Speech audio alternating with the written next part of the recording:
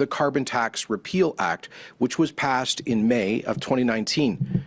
Instead of burdening Alberta families and workers, we put the onus on large emitters to invest in cleaner technology to reduce emissions. The federal Liberal government then stepped in and imposed their carbon tax on Alberta on the 1st of January last year. We committed to building a coalition of provinces opposed to this job-killing federal carbon tax and to challenge its constitutionality in court. We kept that commitment too, joining Saskatchewan and Ontario in defending our taxpayers and our province's constitutional jurisdiction through judicial references to our respective courts of appeal. We've then been joined by Quebec, New Brunswick, and Manitoba, a coalition representing 80% of the Canadian population. Just over a year ago, Alberta's Court of Appeal rendered its decision on our judicial reference, deciding in a 4-1 judgment that the federal tax is unconstitutional. Alberta's appeal court ruled in a very important judgment that the federal carbon tax is a, quote, constitutional Trojan horse, that under the guise of fighting carbon emissions would give the federal government potentially unlimited power over provincial regulations, unquote. The Alberta court further stated, quotes, that the federal and provincial governments are co-equals, each level of government being supreme within its sphere. The federal government is not the parent, and the provincial governments are not its children, unquote. The court further concluded that, quotes, the legal and practical effects of the federal carbon tax directly intrude on provincial powers, including their exclusive jurisdiction to develop and manage their natural resources, unquote. The Alberta Court of Appeal underscored the broader implications of the federal effort to anchor its carbon tax in the Peace, Order, and Good Government Clause in the Constitution Act, Section 91. And they did so saying that what is authorized under the Federal Carbon Tax Act indefinitely to the future and in the sole unfettered discretion of the executive is endlessly expansive. The executive's authority is also open-ended and largely subjective, unquote. So, of course, the federal government appealed that decision to the Supreme Court of Canada, which released its judgment today. We are obviously disappointed with that decision. The Supreme Court ignored the Alberta Court of Appeal's warning and discovered a new federal power that erodes provincial jurisdiction and undermines our constitutional federal system. We'll take time to study that decision in detail. I do appreciate the 3 thoughtful dissenting opinions, including that of Mr. Justice Russell Brown, which warns that, quote, the true danger in the majority's reasons lies in its abandonment of any meaningful constraint on federal power, unquote. We also agree with Madam Justice Suzanne Cote that, quotes, the federal carbon tax employs a discretionary scheme that knows no bounds, unquote. The best we can hope for is that the Supreme Court has invented a one-time only carbon pricing exception to the constitutional order. We'll continue to fight to defend our exclusive provincial power to regulate our resource industries that is guaranteed in Section 92A of the Constitution, which was a condition of Alberta signing on to the patriation of the Constitution back in 1982. Albertans will continue to defend jobs, our economy, and our constitutional authority. That is why we're not deterred in any of the other defenses of Alberta's interests by today's decision. We'll continue to press our case challenging Bill C-69, the federal No More Pipelines law, which is currently before the Alberta Court of Appeal. We'll also listen to and consult with Albertans and our allied provinces on our next steps on the carbon tax. We'll do everything in our power to minimize the costs on Albertans and on our trade-exposed industries that must compete globally, while at the same time we continue to ensure that we responsibly reduce emissions from Alberta. In this context, I would note that the federal government has accepted far less costly emissions policies in other provinces than either the NDP Alberta carbon tax or the federal Liberal carbon tax. So, for example, Quebec's cap and trade scheme imposes a cost of approximately $20 per ton, while the federal carbon tax is scheduled to go up to $40 a ton next week, increasing eventually to at least $170 a ton. That is an inequity that we cannot abide. Alberta has been a true leader in environmental responsibility. We were the first province in Canada and the first jurisdiction in North America to apply a levy to industrial greenhouse gas emissions. Alberta's government has supported the development of world-class technology that has helped the Canadian oil sands to reduce the carbon footprint of a barrel of bitumen by 30% over the past 2 decades. We continue to support the growing efforts of major Alberta energy producers to achieve their goal of net zero carbon emissions by 2050, in part through Alberta's Technology, Innovation and Emissions Reduction, or TIER program. We've demonstrated a real willingness to work with the national government where we can find common ground to address the challenge of climate change through practical steps to reduce emissions, including through our equivalency agreements for our emissions reduction program and for better provincial methane regulations that are saving Alberta businesses hundreds of millions of dollars compared to where they would have been under federal regulations.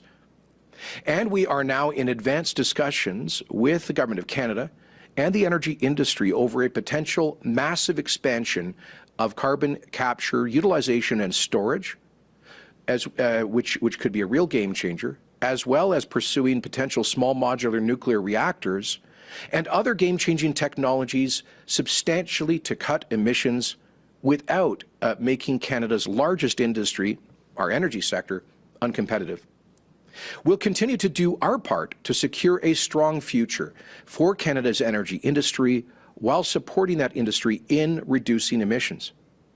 Finally, I'd like to thank our allied provinces, again representing 80% of the country's population, who stood with Albertans in defending our economies and the place of strong provinces in Canada's federation. Thank you to the governments of Ontario, Quebec, Saskatchewan, Manitoba, and New Brunswick. A strong Canada needs strong provinces standing up for each other and for the Constitution, for the Federation, and will continue to do so proudly on behalf of Albertans. And with that, I'm happy to take questions, and in responding to questions, I'm also joined by Minister of Environment and Parks, Jason Nixon, Minister of Energy, Sonia Savage, and Minister of Justice, Casey Madhu. Thank you, Premier. We'll now go to the phones. We'll do 2 questions each. You can either choose to do 1 question, 1 follow-up, or take both your questions right off the top. With that, operator, can you please put through our first caller? Emma Graney, Globe and Mail. Yeah, g'day, Premier. So you said there that Alberta will continue to fight here when it comes to the carbon tax. How do you plan to do that? What are the next steps? Well, what I said is that obviously, while we are disappointed with this decision, we have to respect that it's a majority decision of the Supreme Court of Canada. We are going to consult with Albertans and also talk to our allied provinces to determine the best way forward to protect jobs and the economy in Alberta, to minimize the costs of any future policies on this province. And so there are a number of different options that we will be considering. We will be starting those consultations right away. I do point out that the federal government has permitted different policies that have quite different impacts on provincial economies. Quebec's cap and trade system, for example, has an imputed cost of about $20 a ton versus the federal carbon tax now in effect in Alberta, which has been sustained by this decision, which will go up to $40 a ton on April the 1st. So we're going to be looking at what can we do to minimize the cost to our economy, to taxpayers, and to jobs. You have a follow-up? Okay, my second, I do actually. It's a separate question here, but so I guess now that this ruling has been made, would your government consider actually bringing in a Made in Alberta carbon tax to avoid what Ottawa is going to impose on us? we're going to consider all options here, listen to Albertans and see what they want us to do. Two-thirds of Albertans continue to oppose a carbon tax, and that's why we repealed the NDP carbon tax. While I don't like the federal carbon tax, the truth is that it is, in one sense at least, less costly to Albertans than the Alberta NDP carbon tax, because that was partly designed to squeeze money out of taxpayers to spend on NDP pet projects like subsidizing low-flow shower heads and light bulbs, also to subsidize the development of renewable energy. We've just demonstrated, there was a study this week demonstrating that Alberta's renewable energy sector is growing faster than in any other part of the country with zero subsidies. So the point is that while notionally 90% of the revenues from the federal carbon tax goes back in rebates, that was not the case under the NDP carbon tax. And one thing Albertans can be sure of is we are not going to use the excuse of this decision or the federal carbon tax to squeeze more money for the government out of Albertans. That was the NDP policy. It's not our approach. Operator, can you please put through our next caller? Brian Lilly, Toronto Sun. Hello, Premier. The use of POG and the national concern doctrine seems to have opened things up pretty wide for the federal government going forward. And while they don't want to put out any crazy ideas of what could happen here, I mean, my read on it is that the federal government is now capable of doing anything that they can defend before the court or before the whatever the going political philosophy of the day is on the court. Do you have concerns about how wide this decision opens this up? I do, Brian. And Mr. Justice Malcolm Rowe said in his dissenting opinion that this, quotes, turns provincial autonomy on its head and has implications far beyond this legislation. These implications permanently alter the Confederation bargain. Mr. Justice Brown concluded, quotes, that this is a model of federalism that rejects our Constitution and rewrites the rules of Confederation. Its implications go far beyond the Act, opening the door to federal intrusion by way of the imposition of national standards into all areas of provincial jurisdiction. It is bound to lead to serious tensions in the Federation. These are points that the Alberta Appeal Court made in its 4-1 majority decision a year ago. And so we are profoundly concerned about that.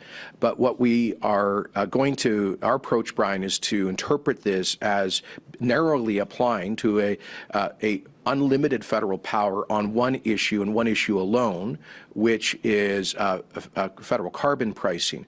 We are at the Alberta Appeal Court fighting the broader issue about our exclusive provincial jurisdiction to manage our resources under Section 92A.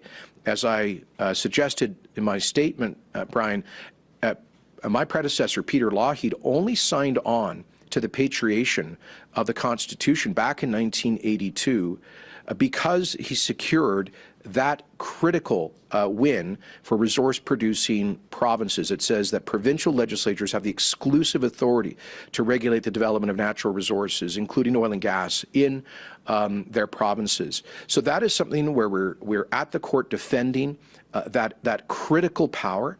I anticipate that will go to the Supreme Court as well. So the way that we are, while we're very concerned about how the door has been opened to a potentially unlimited exercise of the federal reserve powers over areas of exclusive provincial jurisdiction, I can't believe that the Supreme Court actually means for that to be a new principle of Canadian constitutional law, because, as Justice Rowe says, it would turn the Federation on its head. Do you have a follow-up, Brian? Yes, I'd like comments from you, Premier, on this, and I'll go further than I'm sure you will feel comfortable doing, but I've been watching in the court, covering the court for a long time. I've covered some very contentious issues that relate to Quebec defending its jurisdiction. And I cannot think for a for a moment that the Supreme Court would ever rule in a similar manner on a case that Quebec brought before it. The ruling doctrine of the Supreme Court seems to be, don't upset Quebec, don't upset the Ottawa, Toronto, Montreal triangle. Given what this result will mean for inflaming Western alienation tensions in your province, what are your concerns about the political nature of the Supreme Court and that certain provinces are treated differently when they go before it? Well, when I was being briefed on the decision this morning, I had a similar observation, Brian, and I was told that, because as you know, Quebec actually did join us as an intervener to support provincial jurisdiction in this reference before the Supreme Court. And apparently, and I was told by our lawyers this morning, that Mr. Chief Justice Wagner made a very deliberate point, and in responding to Quebec's lawyers, saying that in fact, I'm paraphrasing, don't worry, you've already got your cap and trade scheme, you've got your own policy discretion, the rest of this doesn't affect you. So it looks to me, let me put it this way, I think, having worked in Ottawa, it's clear to me that Ottawa elites are much more sensitive to provincial jurisdiction and tensions within the Federation when they emerge from Quebec versus when they emerge from the West. That's hardly a novel observation. I think today's decision underscores that. Operator, can you please put through our next caller? Chris Varco, Calgary Herald. Hi, Premier. I'm just wondering if you could go back to the issue of whether the province will decide to create its own carbon tax. What are going to be the key factors in that decision that you make on whether you do that or not, or leave it as the situation is right now with the federal backstop in place? The key criteria will be which approach imposes the least damage on jobs and Alberta's economy and the least cost on Alberta families. So that's the key criteria for us, is which policy approach can minimize the cost on Albertans, on Alberta families, and the Alberta economy. Follow-up, Chris? Yeah, just going to the battle over C-69 and even the tanker ban fight, does this ruling not undercut your standing, I guess, in your position and your ability to win those cases? Well, this is a different issue, and the court's decision applies very specifically to what they call an existential threat, and applies to the federal carbon pricing scheme. And it does not apply, in our view, to the broader issue of the regulation of natural resources. Because if a court decides that the feds can use their peace, order, and good government power to step in and clearly violate exclusive enumerated provincial authority to develop our resources under Section 92A, then a court that would make that decision in the future would be deciding that the Constitution does not apply. So to me, that's inconceivable. To me, it's inconceivable that a court would allow the federal government to pull a rabbit out of the constitutional hat to say that the clear meaning of the Constitution over provincial jurisdiction on resources does not exist. So we think we have very strong grounds on that front. Operator, can you please put through our next caller? Penny Trenton, Kicks FM. Okay, I guess good morning, rather. My first question is about, to whoever's willing to answer this, and that comes to, obviously this decision. Is there a little bit more concern that with a ruling like this, that the Ottawa government may try and intervene in more areas? Is there ever a concern that they may even try and double down on some of their policies of intruding on provincial jurisdiction? Yes, absolutely. And that's exactly why we launched our challenge to the constitutionality of the No More Pipelines Law, Bill C-69, because in our view, that law that law is based on a view that the federal government can bigfoot into this province and do whatever it wants in regulating the development of our economy, particularly our natural resources. Alberta fought an essential battle, and it won a key fight on that issue back in 1982 when we patriated the Constitution.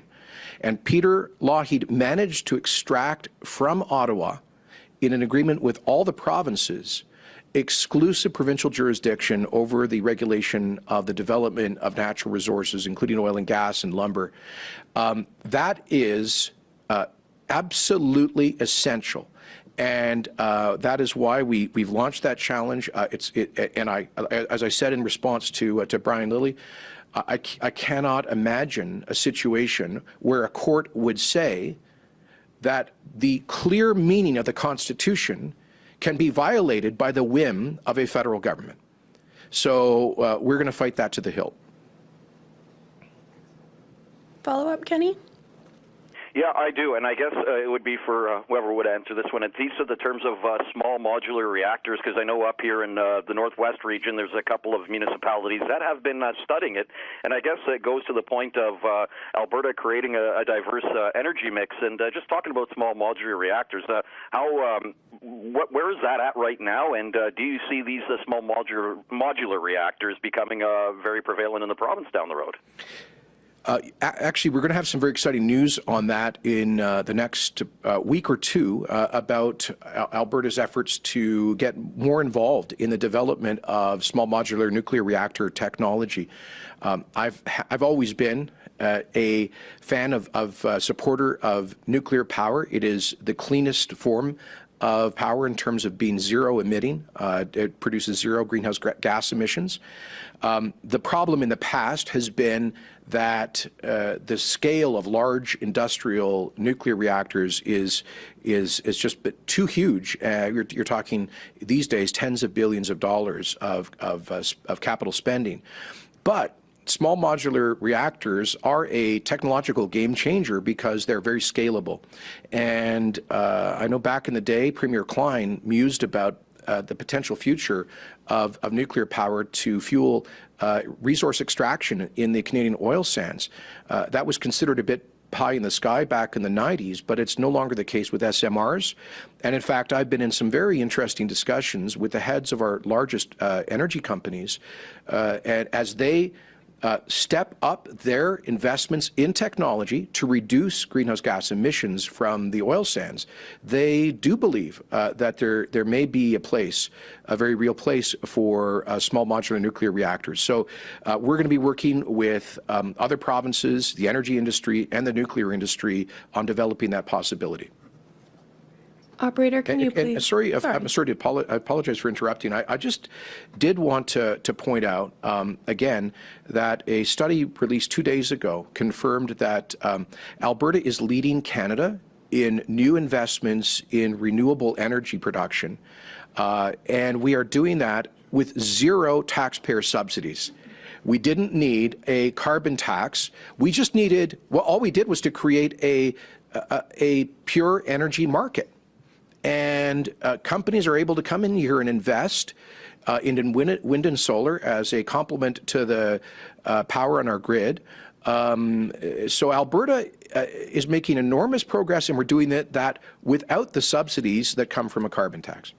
I should also point out, and I meant to mention this, that yesterday the Federal Environment and Climate Change Canada Department produced a study which confirms that the Alberta levy on major industrial greenhouse gas emitters covers over 60% of emissions, whereas the federal carbon tax covers, I believe, only 17% of emissions in the Canadian economy. So the notion that Alberta is the bad actor in the federation on this is the opposite of the reality. We have been leaders from day one on these issues. Operator, can you please put through our next caller? Dave Kaiser, 660 News. Hi, good morning, Premier.